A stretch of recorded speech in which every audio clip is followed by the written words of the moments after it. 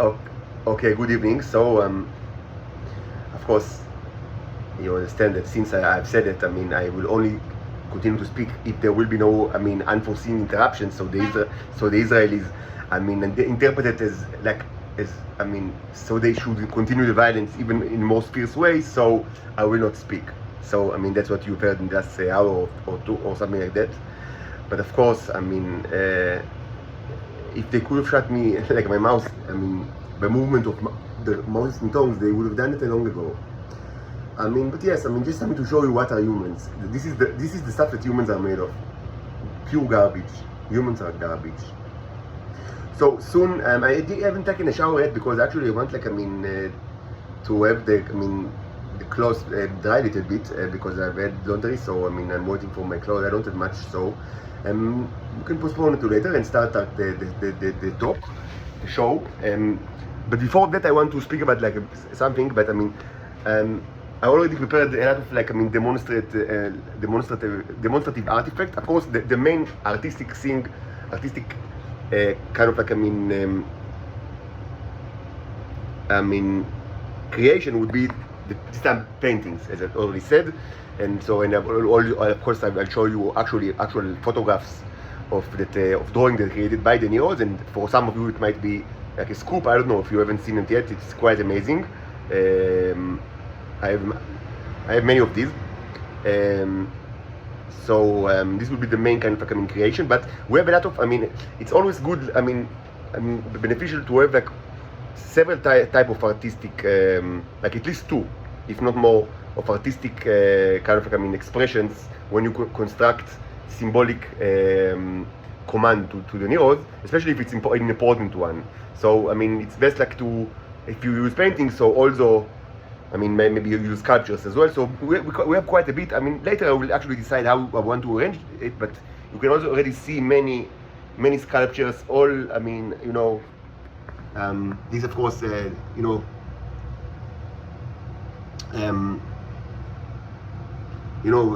maybe the ones that you can find the most recognizable are the.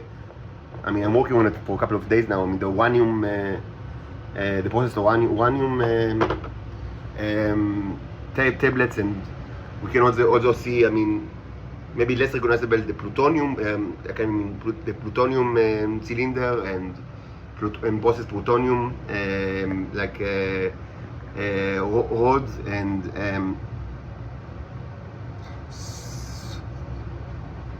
by the way, all creative foreshadowing that this is actually in some way, you might be surprised, but this is in some way, this I know it's not very surprising to you. This kind of the brushes holder with the brushes, it's it might be surprising or maybe not. I don't know. You tell me. But this is kind of a 3D representation of the atom. I don't know if you find it maybe it's completely ridiculous to you, or maybe you say yes, of course it is. I don't know. But anyway, that's the way it is. A 3D representation of the atom is something like that. And regarding 2D representation, so I will actually show it to you. A little bit later. But I want to address an issue that I've spoken about so many times, and I feel so tired to actually speak about it, but it's so important, so I will speak about it one more time, and I'll try to do it very briefly because I really am tired of it, but it's so important, so I will speak about it one more time. And this is the issue of the clone scenario, or it's kind of like a scenario that was kind of like a vision or prophecy or divination that I had since several years ago. And I must say that for some time, actually a couple of years, I was very occupied with it, and because I felt it many times. And I was never sure, is it something that already happened in the past, or is it something that's going to happen in the future, or maybe it's happening right now, and then you're the most, you feel it's happening, so maybe I should react in a way to what's happening. And later I understood that it's one of the kind of the visions that portray something that happened many times. So it's not only happened once in the past and in the future, but it's something that is recurring, maybe in a metaphorical way, but in a very significant way. But later I have had even a deeper understanding of this issue that is outside the boundaries of just, of the, I would say, the concept of recurring recurring scenario that that you can see in a vision. So I tell you, I mean, what do I mean when I speak about the clone scenario? So in very broad sense, I've had all sort of like all sort of like visions or divinations. And it's not always the same. And the details are changing, but details are not important. But it's something like that. It's kind of like it's a situation that either echoed like to a predecessor of mine in the past, or maybe it will echo to me in the future, or it's echoing right now, because I'm completely passive in this scenario, and helpless. It's kind of like a Home Alone scenario. So the idea is that, people abroad understand that, that I'm under great torture here in Israel, and this of course was true to my predecessors as well, and they decide to, either just because they understand that it's the correct thing, or maybe I don't know, because of the cherubs that are avenging them, purifying them. So in any one or the other, the people abroad, mostly the Americans, but it's not necessarily the Americans. It could be Europeans or even Asians of all sorts, or maybe international force, but it's mostly Americans. They decide, and yes, the deals are different, and sometimes I conceptualize that it's something that happened in the 80s, or something that will happen in the future, or right now, but they decide that they must rescue me from this hell, and they do it by ransom, by paying the Israelis a large sum of money, and not only in exchange for me, but also exchange like a group deal for me, and also a group of Titan females that, the numbers are actually changing between kind of like versions of this dream or this vision. And then, like these Titans, and presumably me, but they don't actually give me. What they do is they give a clone of me and a group of Titans, and they are all, like transported abroad in a ship, using the sea, and sometimes in an airplane. And sometimes, and I stay alone, of course, in Israel, and because a clone was sent, not me, then the Israelis are now, presumably, and so in the usual way that is still customary in Israel, to place a clone instead of a person that was left for some other reason. So they say that what I am is actually a clone. So now they can treat me in any way they want, like to torture me, and to make me a complete slave, and I have no one to actually to help me, because people abroad presumably already bought like me and accepted another person, and also the Titan females, and here we have, several versions, several nuances or versions, and sometimes, it's just the end, and I'm left alone, and nothing, to the equalities of the Israelis, and sometimes, and also sometimes, all the Titans know about it, the Titan females, they know about it, but they cooperate with the Israelis, and they say that it's actually me. Like they identified me presumably in front of the buyers that this is him. Because the buyers know about the shape-shifting ability and the cloning ability, but they say, oh yes, this is him. We kind of we vouch for him, and sometimes they don't, and sometimes most of the Titans actually are cooperating with the Israelis, but several do not do not do it, and then and they are not actually sent, like they stay in Israel. So everyone that actually on board the ship will actually cooperate with the Israelis, and their incentive is just money, is to get a lot of money from it.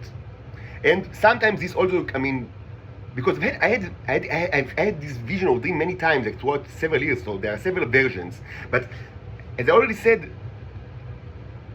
the details are almost of no importance, but I will just elaborate on the interpretation very quickly. Just to complete like the various versions. Sometimes after this kind of exchange, there is kind of a very disgusting orgy, like a series of very disgusting sexual, pervert sexual acts between my clone and the Titan females. Even though they understand that it's not me, and they understand that it's dangerous because it's a wizard, but in my own terminology. But the Israelis Titans, they understood long ago that in our time that's part of what they do. So they do it, even though it puts them in danger. And And in some versions, I mean, they are punished by God, like, I mean, or by the cherubs, like, I mean, by disease, or I don't know, like, I mean, maybe the ship is lost in sea, or the airplane, I mean, is, crashes, or maybe nothing happened at all. But in all versions, I stay alone in Israel, I mean, without no one to help me.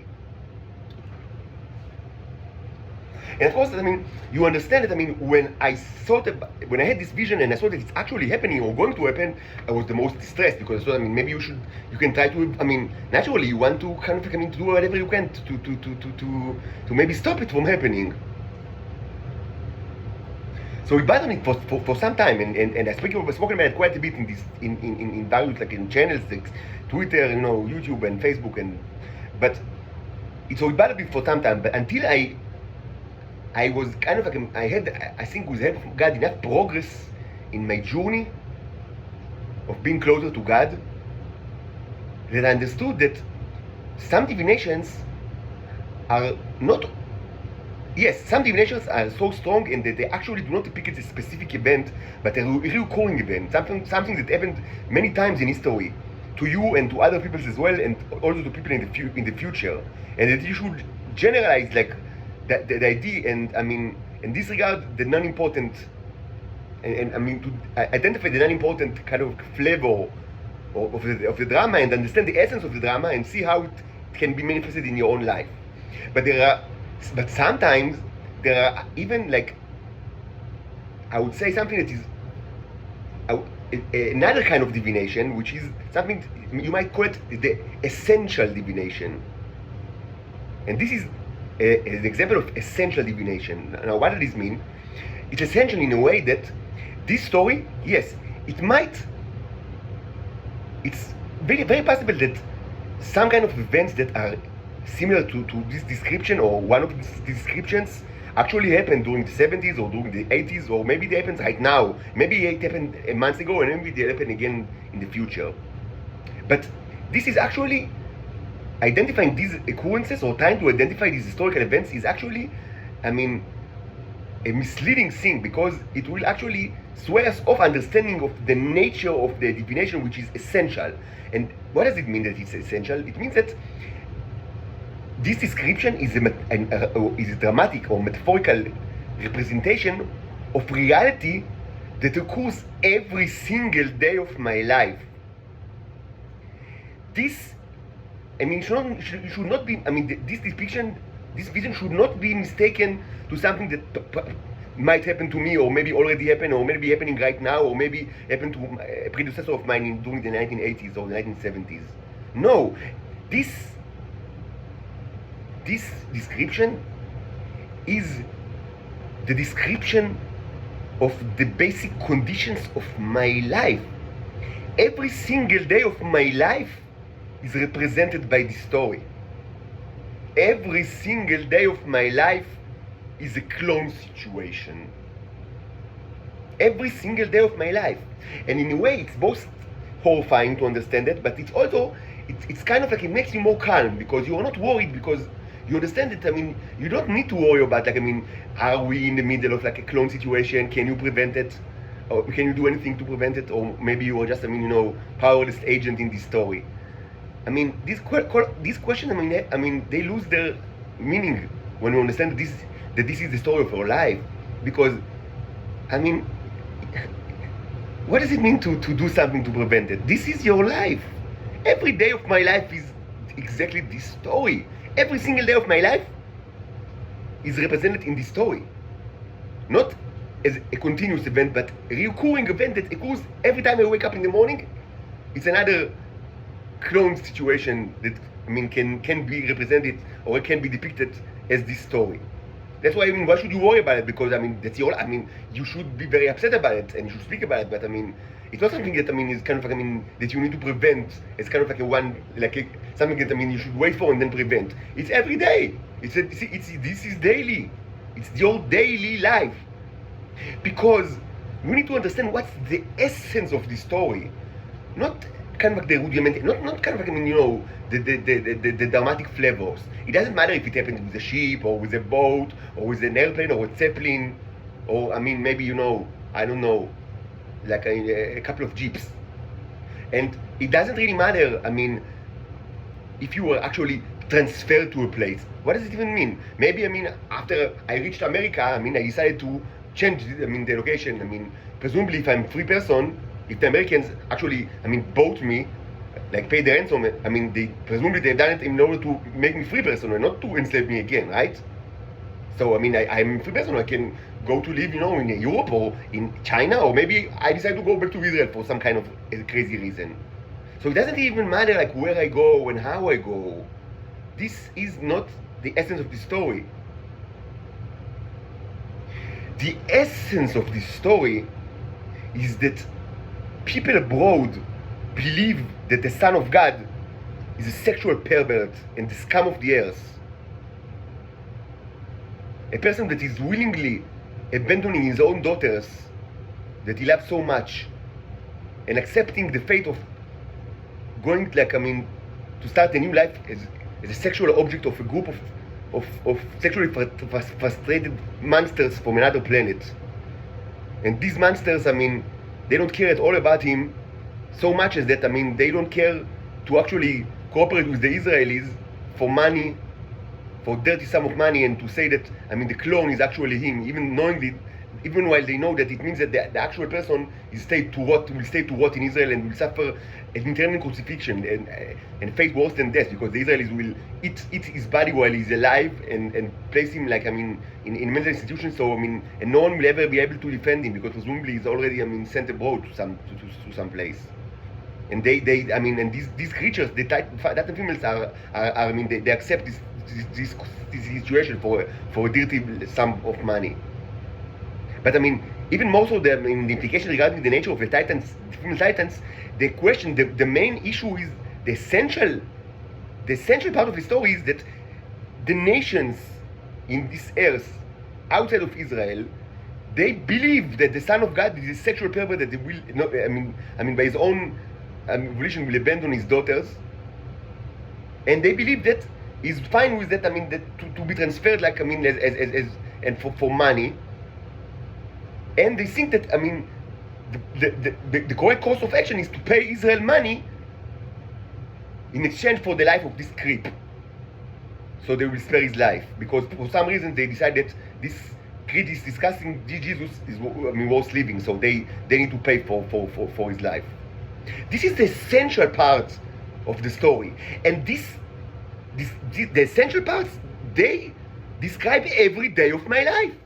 Every day of my life is described by this predicament, at least in the last 15 or 20 years. Because every day of my life, I am portrayed by the Israel as a sexual pervert and the scum of the earth, and an idiot, and a person that will abandon his family and of course will do immoral stuff.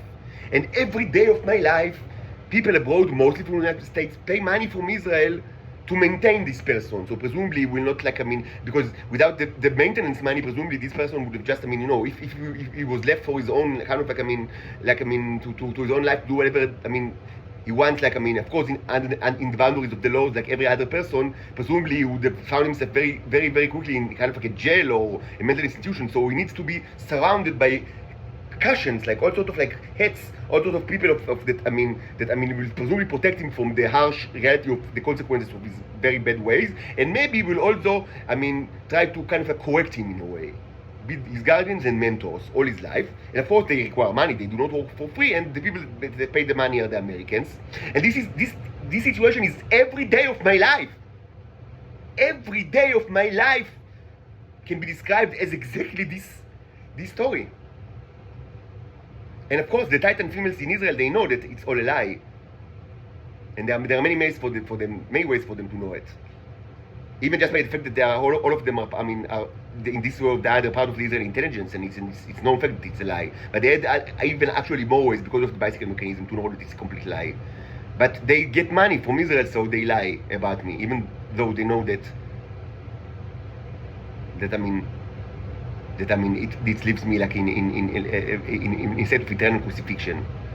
And of course, so you can ask, so who is the clone in real life. So the answer is that there shouldn't be like one clone. It could be like many people that impersonated me, mostly Titan females that impersonated me throughout my life and participated in all sort of videos. I mean, where I portrayed in all sorts of like sexual deviant ways.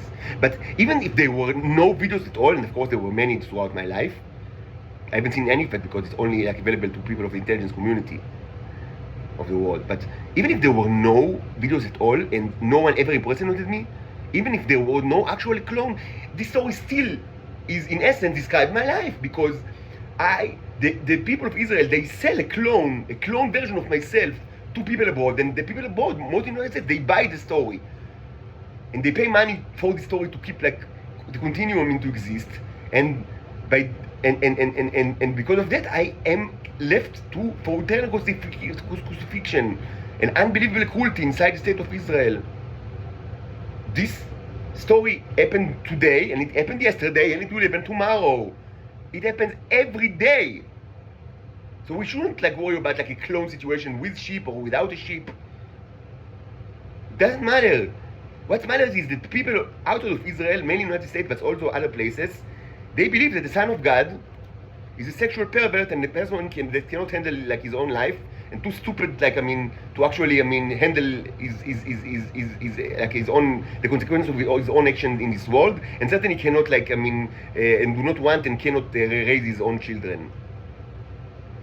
That's what they believe, and they believe it because they are controlled by their ego. They are controlled by Satan, by ego. Because a person, and it's not one, it's so many people all around the world, and especially in the United States, that in the same time they believe that there is a God, and they believe that God had a son, and they believe that this son is reincarnated, is manifested in reality right now. They believe in it. But in the same time they believe that this creature, this reincarnated son of God, is a sexual pervert, an idiot, an irresponsible criminal, and a person that will abandon his own family. At the same time, they believe in all of that ideas can only be people that are consumed by their ego without any hope of salvation. Any hope of salvation.